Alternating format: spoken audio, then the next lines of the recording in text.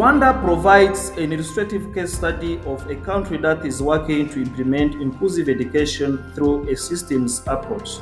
In 2018, Rwandan Ministry of Education launched a revised special needs and inclusive education policy.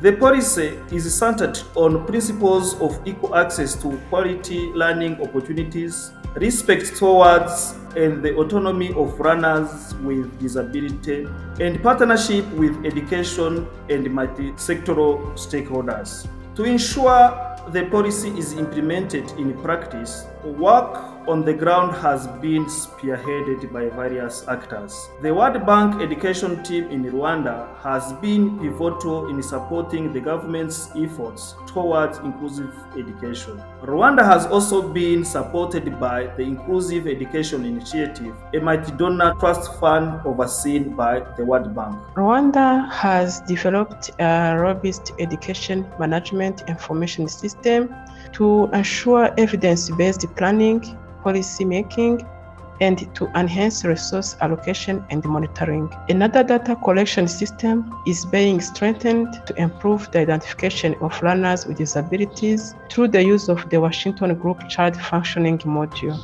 NGOs such as Humanity and Inclusion are supporting the development of clear and effective referral pathways alongside parents, teachers, and education staff for learners with disabilities to receive specialized support, assistive technologies, and have the right level of support at school. A co-creation workshop with the National Union of Disabled Peoples organizations in Rwanda helped to ensure the relevance and the quality of such efforts. The government of Rwanda partnered with the World Bank to finance a school infrastructure program, and now 126 schools have been constructed and equipped with ramps, disability-friendly blackboards, and accessible facilities.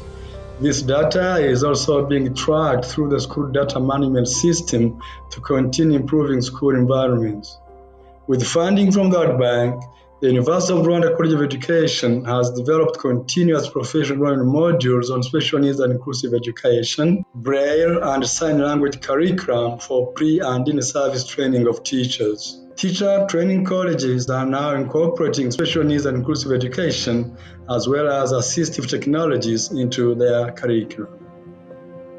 The government's ratification of Marrakesh Treaty in September 2020 has also catalyzed the development of accessible teaching and learning materials. The Reading Ready project, financed by the World Bank, facilitates collaboration between the Rwanda Education Board, various NGOs, schools, and the private sector.